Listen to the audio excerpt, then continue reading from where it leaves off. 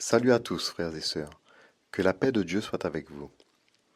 Le message que je veux vous transmettre a pour titre La condition de la Odyssée, une critique constructive de l'Église adventiste et de ses dirigeants. Je ne suis pas un grand adepte des réseaux sociaux.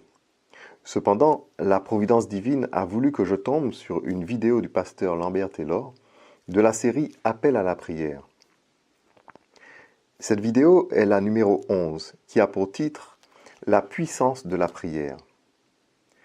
Tandis que je prêtais une oreille attentive à ce message, Dieu m'a fait voir les erreurs que commettent les pasteurs et dirigeants adventistes.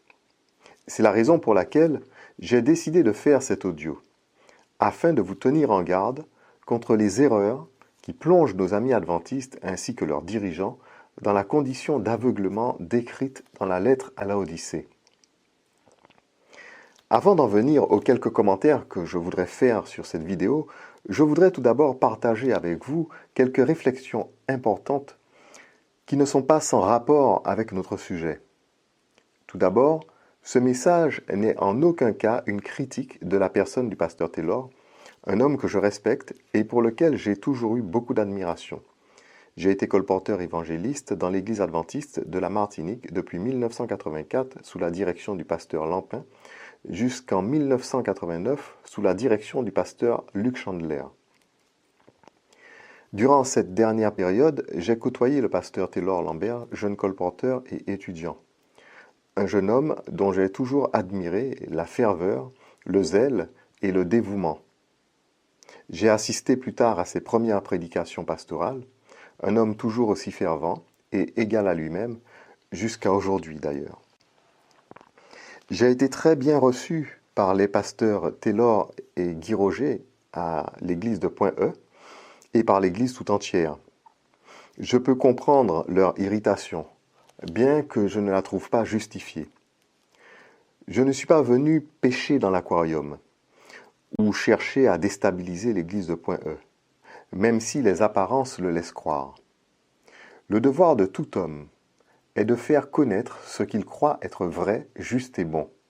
À plus forte raison, le devoir de celui qui croit en Christ et en la vérité est de prêcher en tout temps favorable ou non, et en toutes circonstances de faire connaître la vérité, comme 2 Timothée 4, verset 2 nous le dit. Prêche la parole, insiste en toute occasion, favorable ou non, reprend, censure, exhorte, avec toute douceur et en instruisant. Malheureusement, aujourd'hui, le réflexe de la majorité des chrétiens est de rejeter tout ce qui n'est pas conforme à la doctrine de leur Église sans prendre le temps d'examiner. Cette attitude est aussi celle de nombreux pasteurs et docteurs qui sont si certains de leur théologie et des croyances de leur Église qu'ils ne prennent le temps ni d'écouter ni d'examiner ce qui ne provient pas de leur propre source. En agissant ainsi, ils perdent d'une part l'occasion d'être éclairés dans le cas où ce message viendrait vraiment de Dieu, d'autre part, ils perdent l'occasion d'éclairer ceux qui s'égarent. En effet, ils ne peuvent leur montrer leurs erreurs, n'ayant pas pris le temps de les écouter. Pour s'assurer que leurs fidèles restent bien dans les rangs, ils brandissent la crainte d'être séduits par de fausses doctrines et de faux prophètes. Ainsi, la peur de la séduction pousse beaucoup d'entre eux à fermer leur cœur même à la voix de la vérité. C'est cette peur que les pharisiens et les docteurs de la loi brandissaient devant le peuple pour les détourner de Jésus. Ils ne cessaient d'insinuer que Jésus a un démon, afin que les gens aient peur de l'écouter. En réalité, celui qui cherche la vérité de tout son cœur ne peut s'égarer lorsqu'il obéit à la parole de Dieu qui déclare « Examinez toutes choses et retenez ce qui est bon », ce que nous trouvons dans 1 Thessaloniciens, chapitre 5, verset 21. Ou encore, « Bien-aimés, n'ajoutez pas foi à tout esprit, mais éprouvez les esprits pour savoir s'ils sont de Dieu », dans 1 Jean, chapitre 4, verset 1. Il nous est ordonné d'examiner et d'éprouver, et non de rejeter, de préjuger ou de critiquer gratuitement et de manière infondée. Nous ne devons pas craindre de nous égarer lorsque nous cherchons à établir la vérité, car Dieu guide ceux qui aiment et cherchent la vérité. Il déclare dans les Proverbes « J'aime ceux qui m'aiment, et ceux qui me cherchent me trouvent ». Proverbe 8, verset 17. À l'église de Point E, j'ai simplement accompli mon devoir de chrétien, mon mandat de disciple de Christ. Ce jour-là, seule une personne s'est attachée aux vérités qu'elle a entendues de ma bouche et a voulu en entendre davantage et étudier le message de l'église des 144 000.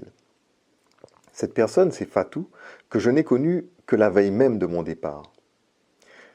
Elle m'a même dit qu'elle fréquente l'église adventiste, mais n'est pas baptisée. Elle accomplissait certainement son devoir d'enfant de Dieu à Point E, en venant écouter, examiner et mettre à l'épreuve la doctrine adventiste, et c'est certainement cette attitude recommandée par Dieu qui lui a permis d'apprécier les vérités que je portais et de les retenir plutôt que les enseignements adventistes.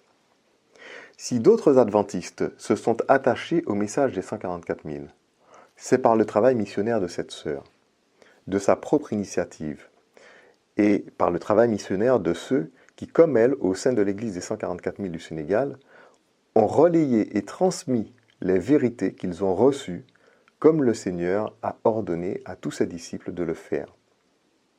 Ils ont bu à la source et ont appelé d'autres à y boire, comme le livre de l'Apocalypse nous y invite.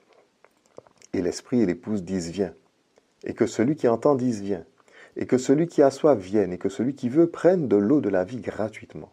Apocalypse 22, verset 17. Outre l'absence du devoir d'écoute et d'examen ordonné par la parole de Dieu, une autre attitude maintient les chrétiens dans un état de tiédeur spirituelle. Il s'agit de l'acception de personnes. En effet, si un homme n'a pas fait d'études de théologie, n'a pas de diplôme ou de doctorat en théologie, les grands docteurs n'auront aucune considération pour ses travaux, surtout s'ils ne se conforment pas à la doctrine établie par l'Église. En revanche, dans les collèges et universités adventistes, on apprécie que des théologiens d'autres dénominations et ne professant pas la doctrine adventiste viennent enseigner les futurs pasteurs adventistes, et cela sur la seule base que ce sont des personnages importants et renommés du monde chrétien. C'est oublier que Jésus n'avait pas de renommée au sein des instances religieuses de son époque, et que ses disciples n'avaient pas étudié dans les écoles des rabbins de l'époque. Si l'on s'en tient aux Écritures, le vrai disciple se rapprocherait plus de l'image et de l'exemple de son Sauveur et de ses apôtres, que des critères qui définissent les théologiens modèles de notre époque. Matthieu 10, verset 25 nous dit « Il suffit au disciple d'être traité comme son maître, et au serviteur comme son seigneur. S'ils ont appelé le maître de la maison Belzébul, à combien plus forte raison appelleront-ils ainsi les gens de sa maison ?»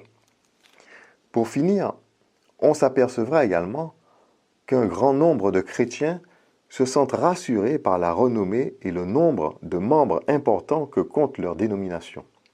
Pour eux, le grand nombre de temples, d'écoles et autres institutions que compte leur dénomination au niveau mondial les remplissent d'assurance sur le fait qu'ils sont sur la bonne voie et qu'il n'y a rien à remettre en question dans la doctrine à laquelle ils croient. Mais de tels critères sont erronés et sans fondement. En effet, s'il fallait donner la palme de la vérité à l'Église qui compte le plus de temples et d'institutions mondiales, alors celle-ci reviendrait à l'Église catholique romaine. Toutes ces attitudes et postures que nous venons d'énoncer et qui sont cultivées aujourd'hui dans le monde chrétien sont celles qui valent à ces derniers le reproche adressé par le Seigneur à l'Église de Laodicée. Je connais tes œuvres, je sais que tu n'es ni froid ni bouillant. Puisses-tu être froid ou bouillant? Ainsi, parce que tu es tiède et que tu n'es ni froid ni bouillant, je te vomirai de ma bouche. Parce que tu dis, je suis riche, je me suis enrichi et je n'ai besoin de rien. Et parce que tu ne sais pas que tu es malheureux, misérable, pauvre, aveugle et nu. Apocalypse 3, versets 15 à 17. Frères et sœurs, examinez toutes choses et retenez ce qui est bon. Éprouvez les esprits pour savoir s'ils sont de Dieu. Ne jugez pas à l'apparence, au nombre ou à la notoriété, car ce monde élève et glorifie beaucoup de choses mauvaises. Placez l'amour de la vérité au premier plan et cherchez la vérité de tout votre cœur, car c'est par elle que vous serez affranchis. Le Seigneur a dit, vous connaîtrez la vérité, et la vérité vous affranchira. Jean 8, verset 32. Et encore, je suis le chemin, la vérité et la vie. Jean 14, verset 6. Il a aussi dit « Sanctifie-les par ta vérité. Ta parole est la vérité. » Jean 17, verset 17.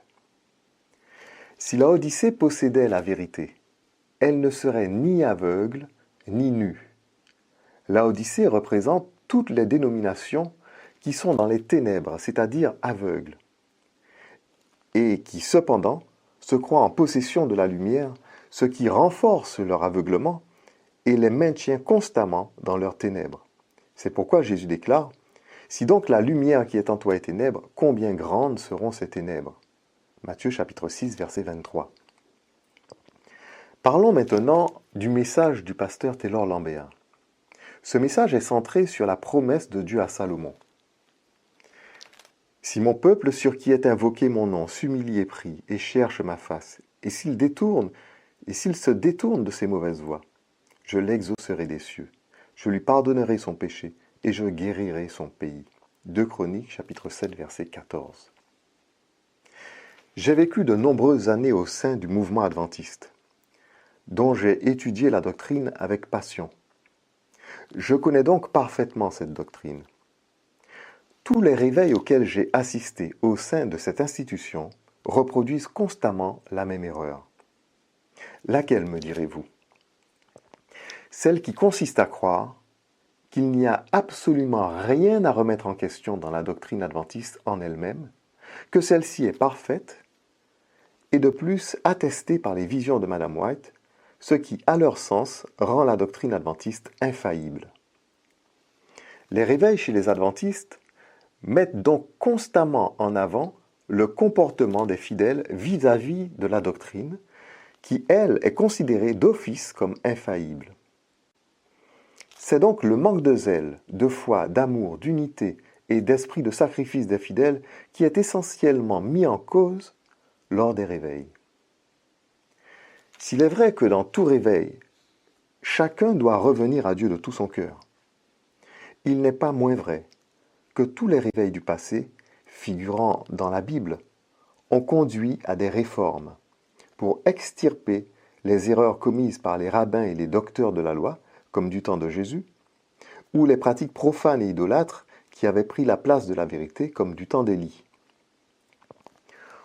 Au cours des nombreuses années que j'ai passées au sein de ce mouvement, jamais la question de la conformité de la doctrine adventiste à la volonté de Dieu n'a été mise en cause. Pour les théologiens adventistes, la question ne se pose même pas. Pour eux, évoquer un tel sujet est un sacrilège, un reniement de Dieu et de la vérité. Ils agissent comme si Dieu leur interdisait de vérifier la valeur et l'authenticité de leurs fondements. Ils ne cherchent donc pas à s'assurer qu'ils sont bien fondés sur le roc, notre Seigneur et Sauveur Jésus-Christ, ou s'ils ont bâti sur le sable.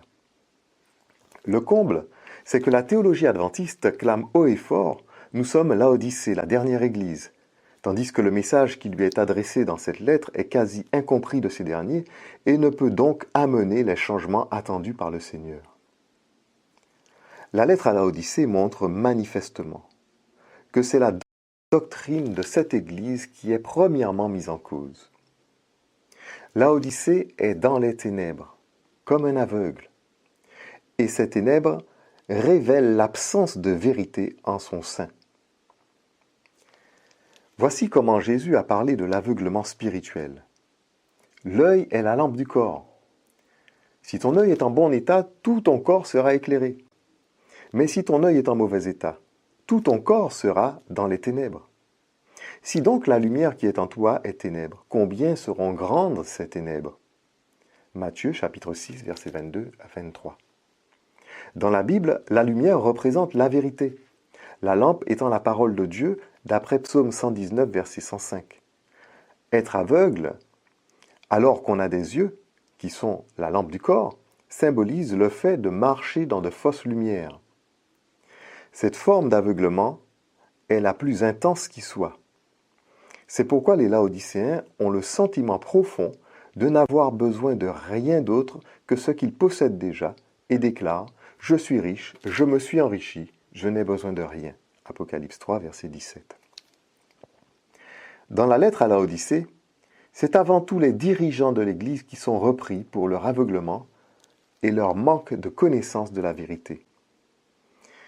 Et leurs fidèles sont les victimes de cet aveuglement.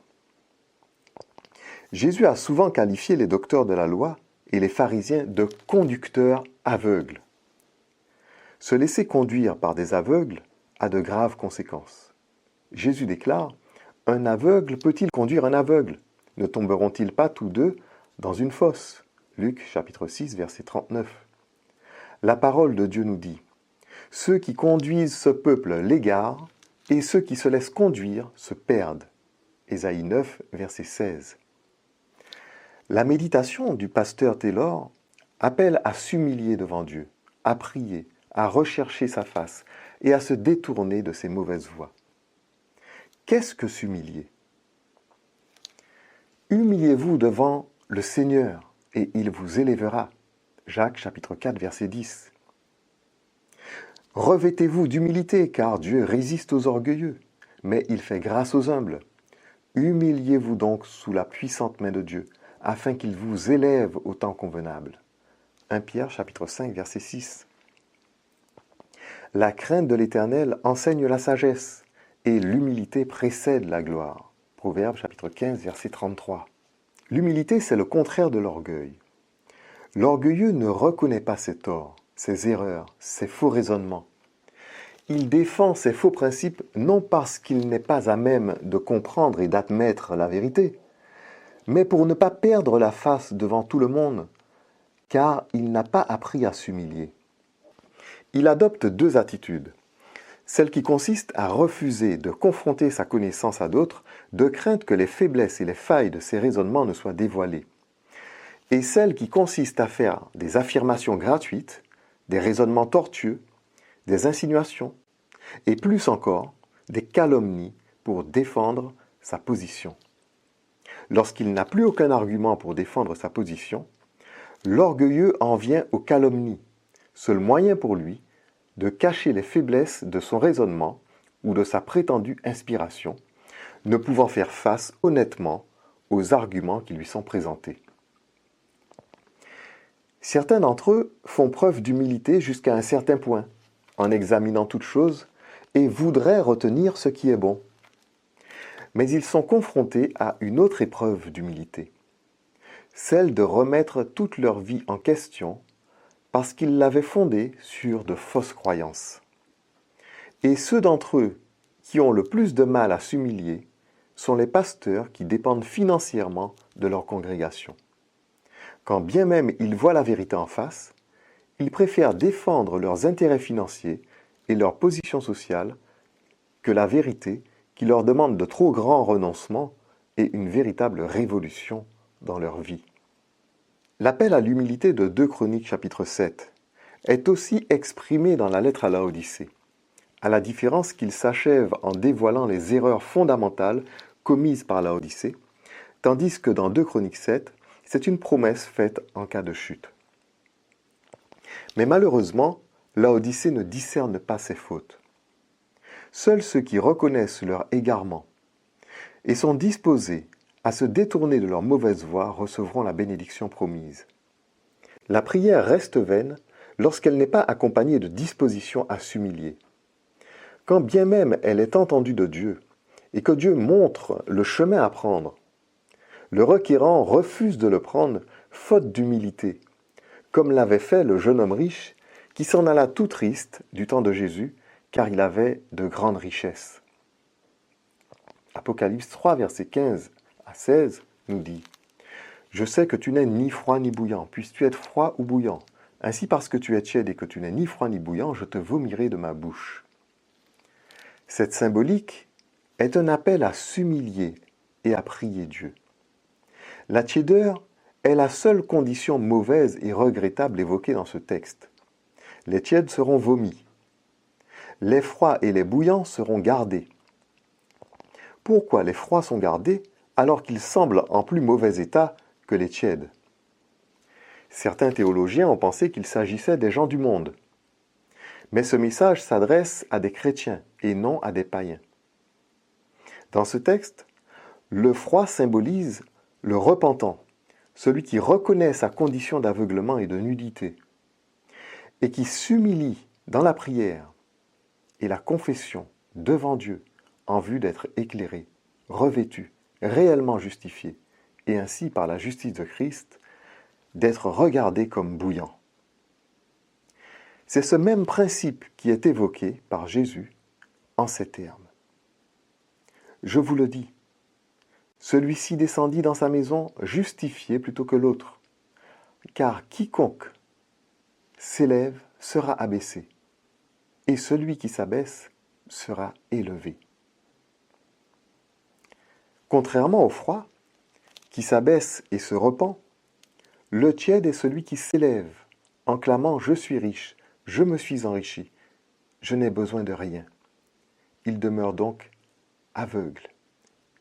Il demeure nu, faute de repentance. Nous avons vu tout à l'heure, l'humilité précède la gloire, que Dieu élève les humbles. Ce message poursuit en disant « S'il cherche ma face et se détourne de ses mauvaises voies », bien des chrétiens ne savent pas ce que veut dire « chercher la face de Dieu ». Dans la Bible, le visage de Dieu et de Christ est décrit comme le soleil. Nombre 6, verset 25, par exemple, ou Apocalypse, chapitre 1, verset 16. La lumière est symbole de vérité. La Bible dit « La lumière luit dans les ténèbres, et les ténèbres ne l'ont point reçue ». Chercher la face de Dieu, c'est chercher la vérité, afin de s'y conformer et de rentrer dans la faveur de Dieu. Le collier est ce qui rend la vue et la lumière à l'aveugle. Il symbolise la vérité que les Laodicéens refusent de recevoir, tant ils se croient éclairés et pensent être riches en la connaissance. « Aie donc du zèle et repens-toi », nous dit la lettre à Laodicée. Autrement dit, détourne-toi de tes mauvaises voies. De nombreuses doctrines adventistes sont erronées et devraient être remises en question. Mais l'aveuglement chez le plus grand nombre et le manque de courage et de renoncement aux aises et aux privilèges chez d'autres ont conduit cette Église au statu quo.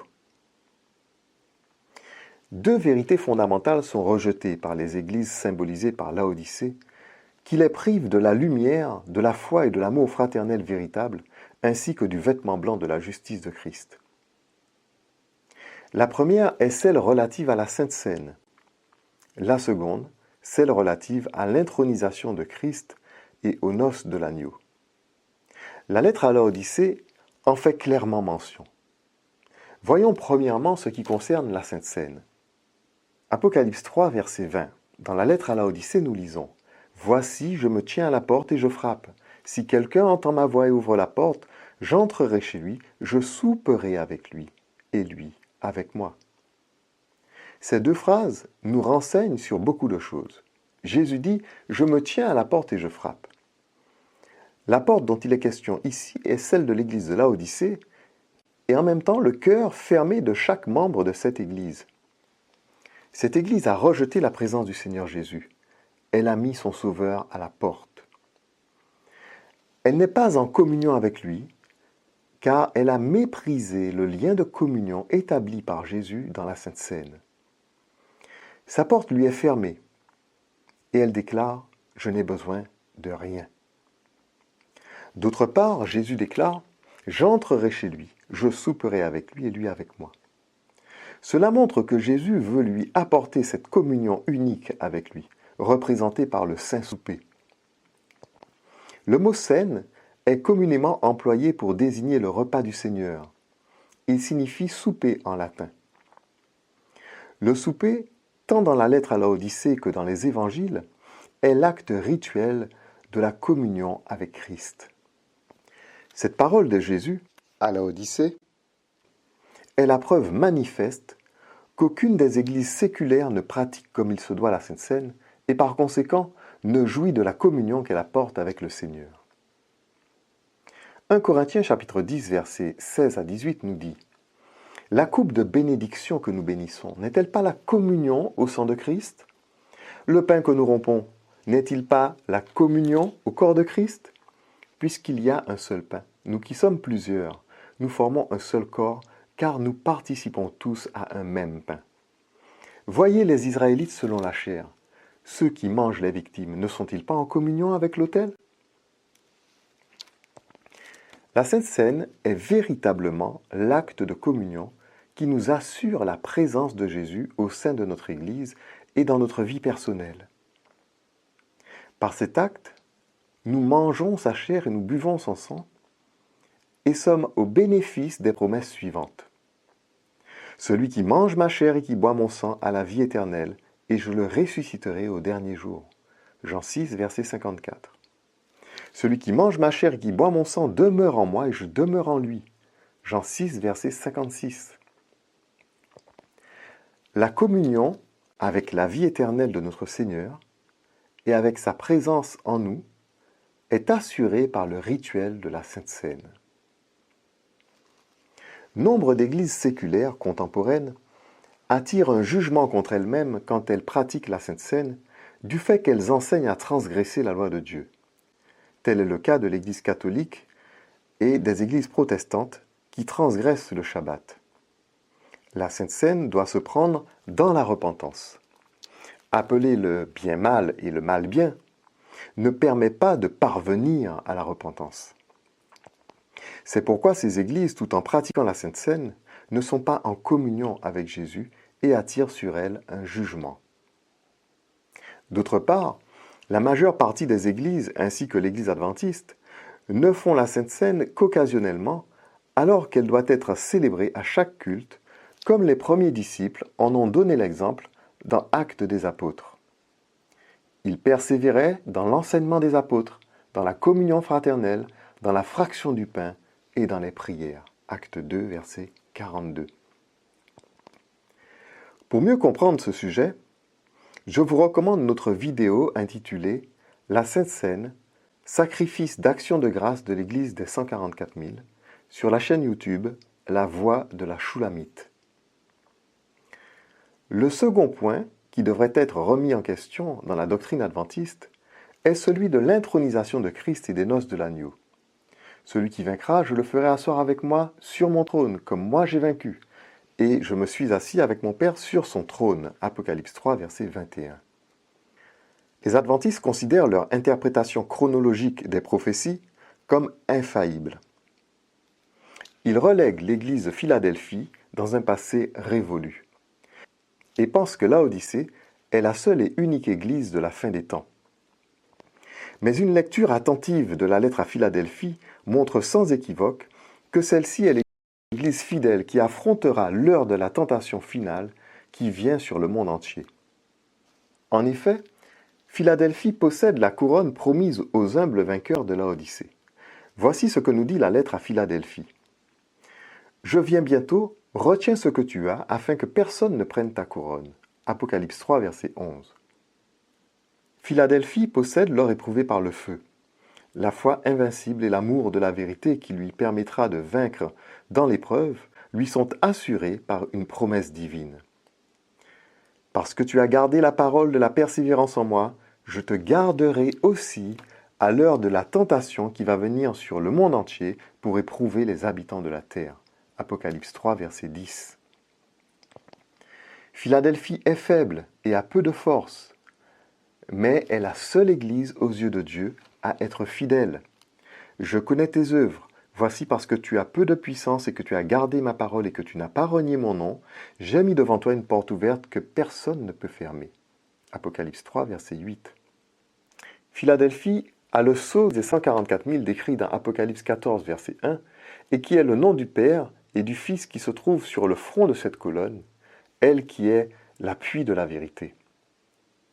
Celui qui vaincra, je ferai de lui une colonne dans le temple de mon Dieu, et il n'en sortira plus. J'écrirai sur lui le nom de mon Dieu, le nom de la ville de mon Dieu, de la nouvelle Jérusalem qui descend auprès de mon Dieu, et mon nom nouveau. Apocalypse 3, verset 12. Philadelphie est appelée la nouvelle Jérusalem, car elle est l'épouse de l'agneau, l'épouse de celui qui a la clé de David, car il a été intronisé le jour de ses noces au sein de la nouvelle Jérusalem, la nouvelle cité de David, qui en fait est représentée par la femme noire méprisée des filles de Jérusalem et mise en esclavage par ses frères, que décrit le Cantique des Cantiques dans le chapitre 1, versets 5 et 6. « Je suis noire et je suis belle, fille de Jérusalem, comme les tentes de Kédar, comme les tentures de Salomon. Ne me méprisez pas parce que je suis noire, parce que le soleil m'a regardé. Les fils de ma mère se sont irrités contre moi. Ils m'ont faite gardienne des vignes. Ma vigne à moi, je n'ai pu m'en occuper. Écrit à l'ange de l'église de Philadelphie. Voici ce que dit le Saint, le véritable, celui qui a la clé de David, celui qui ouvre et personne ne fermera, celui qui ferme et personne n'ouvrira. En tant qu'épouse de l'agneau, Philadelphie n'est pas nue comme la Odyssée.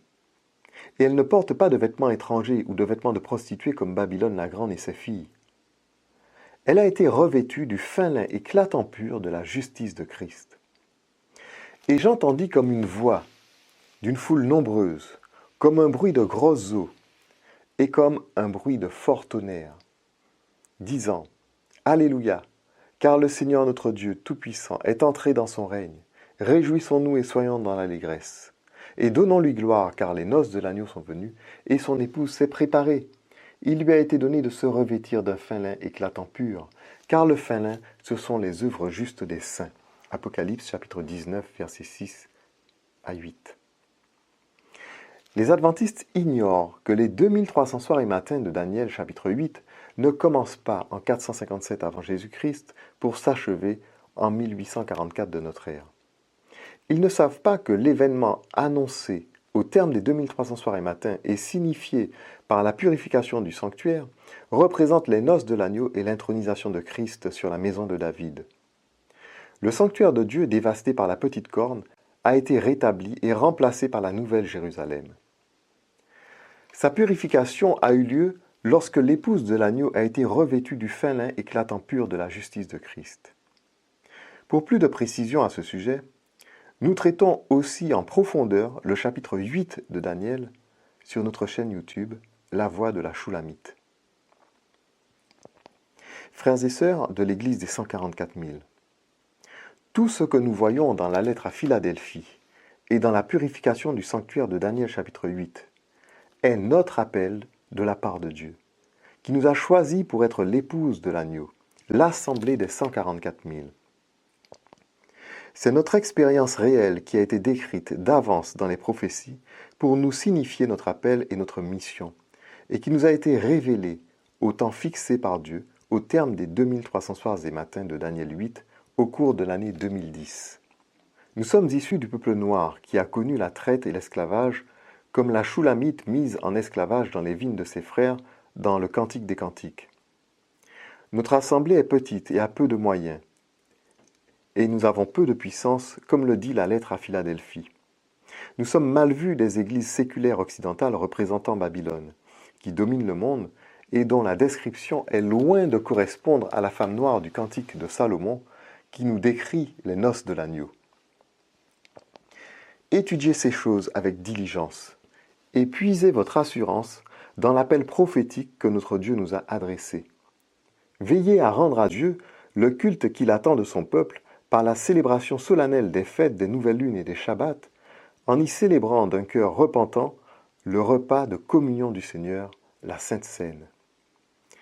Pour qu'un réveil porte ses fruits, il ne suffit pas de prier, tandis que le cœur reste fier et sûr de lui-même et fermé à la vérité. J'ai l'assurance que Dieu répond aux prières que nous lui adressons, car il est plus disposé que nos parents à nous donner de bonnes choses. Mais beaucoup de ceux qui prient voudraient aussi dicter à Dieu la façon de les exaucer.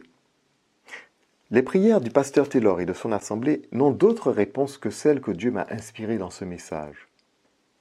Mais combien d'entre eux, s'ils entendent ce message, se rendront compte que la réponse à leur prière correspond à l'enseignement que Dieu a confié à l'Église des 144 000, qu'il a choisi comme épouse de l'agneau et sur qui son nom est invoqué, comme le montre la lettre à Philadelphie. De nos jours, beaucoup d'adventistes quittent les rangs de l'Église à cause des dérives œcuméniques de cette dernière et forment des groupes à part, tels le Grand Cri, les Davidiens, les Adventistes réformés, le Refuge, ou encore William, Venez et raisonnons, et bien d'autres encore. Ces groupes pensent avoir compris l'essence du vrai réveil, mais sont eux-mêmes aussi dans les ténèbres, du fait qu'ils sont attachés aux doctrines adventistes erronées, qu'ils prétendent observer mieux que l'Église mère. Aucun de ces groupes ne comprend l'importance et le rôle que joue la Sainte Seine et les fêtes de l'Éternel dans la justification apportée par Christ, ce qui les maintient dans leur nudité. Ils ne comprennent pas davantage les erreurs monumentales que renferme l'interprétation adventiste des 2300 soirs et matins. Frères et sœurs, votre Église, l'Église des 144 000, représente le lieu choisi par Dieu pour y faire résider son nom. Vous y pratiquez le culte établi par Dieu de sa propre autorité à travers les fêtes, les nouvelles lunes, les shabbats, durant lesquels, par la célébration de la Sainte Seine, vous rappelez la mort du Seigneur jusqu'à ce qu'il vienne. Veillez sur les fêtes solennelles et la Sainte Seine avec beaucoup de respect, car elles contiennent les promesses de la vie éternelle et nous assurent la présence de Dieu au milieu de nous. L'Éternel apparut à Salomon pendant la nuit et dit : « J'exauce ta prière et je choisis ce lieu comme la maison où l'on devra m'offrir des sacrifices. » La Sainte Seine est un sacrifice. Jésus l'a dit, « Ceci est mon corps qui est rompu pour vous. Ceci est mon sang, le sang de l'Alliance nouvelle qui est répandu pour vous. Faites ceci en mémoire de moi. » La Sainte Seine est le sacrifice d'action de grâce qui accompagne l'Holocauste que Christ a consommé pour nous sur la croix. Et par la Sainte Seine, dans la maison de Dieu, dans le lieu choisi par Dieu, ce lieu choisi, c'est l'Église des 144 000. Dans ce lieu choisi par Dieu, eh bien, nous offrons le sacrifice de la Sainte Seine pour rappeler la mort de notre Seigneur jusqu'à ce qu'il vienne. Donc les promesses qui suivent sont pour nous. Si mon peuple sur qui est invoqué mon nom s'humilie et prie, et cherche ma face, et s'il se détourne de ses mauvaises voies, je l'exaucerai des cieux, je lui pardonnerai son péché, et je guérirai son pays. Mes yeux seront ouverts désormais, et mes oreilles seront attentives à la prière faite en ce lieu. 2 Chroniques, chapitre 7, versets 12 à 15. Pourquoi Dieu sera-t-il attentif à la prière faite en ce lieu ? C'est parce qu'en ce lieu, on vit dans la repentance, et on offre le sacrifice d'action de grâce.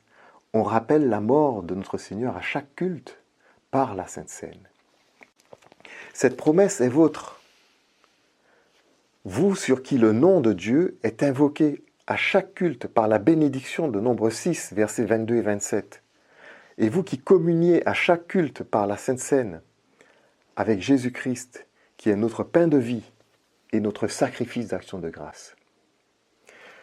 Nos frères et sœurs adventistes n'ont pas encore pris le chemin qui leur permettra de sortir de l'aveuglement de Laodicée, pour revêtir la robe blanche de la justice de Christ et pour recevoir la richesse de la vraie foi, du véritable amour de Dieu en vue des épreuves à venir.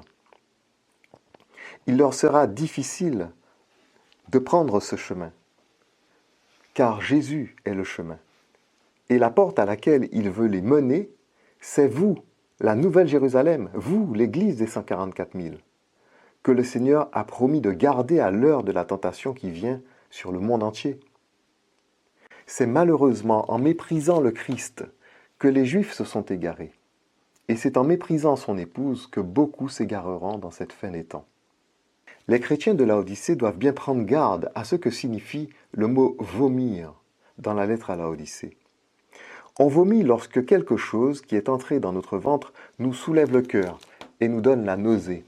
Et ne pouvant plus supporter cet écœurement, on rejette par la bouche tout ce qu'il y a dans le ventre. C'est ainsi que l'orgueil de Laodicée portera notre Seigneur au dégoût et qu'elle sera rejetée. Puisse le Seigneur aider ceux qui sont dans Laodicée à ouvrir les yeux et à s'humilier avant qu'il ne soit trop tard et qu'il ne leur arrive une telle chose. J'aurais tant aimé que beaucoup d'entre eux, pasteurs et membres, reviennent à Dieu de tout leur cœur en se laissant éclairer. L'ultime et fondamentale question que devraient se poser les adventistes se trouve dans Cantique des Cantiques, chapitre 6, verset 10. Il y a 60 reines, 80 concubines et des jeunes filles sans nombre. Une seule est ma colombe, ma parfaite. Elle est l'unique de sa mère, la préférée de celle qui lui donna le jour. Les jeunes filles la voient et la disent heureuse. Les reines et les concubines aussi, et elles la louent. Qui est celle qui apparaît comme l'aurore, belle comme la lune, pure comme le soleil, mais terrible comme des troupes sous leur bannière? Cantique des Cantiques, chapitre 6, versets 8 à 10. En méditant cette question, les adventistes comprendraient que parmi toutes les églises dites chrétiennes, une seule est l'épouse de l'agneau, et qu'il ne s'agit en aucun cas d'une église séculaire issue de l'Empire romain ou des nations d'Europe, nées des tribus barbares qui ont envahi et colonisé sauvagement le monde, tout en se disant mandatés par le Dieu de la Bible. Mais qu'en vérité, il s'agit d'une église noire, issue de la traite et de l'esclavage, représentée par le nombre 144 000, qui symbolise 400 ans d'esclavage. La durée d'une année lunaire dans la Bible étant de 360 jours. 400 fois 360, c'est-à-dire 400 années de 360 jours, bien cela fait 144 000 jours d'esclavage.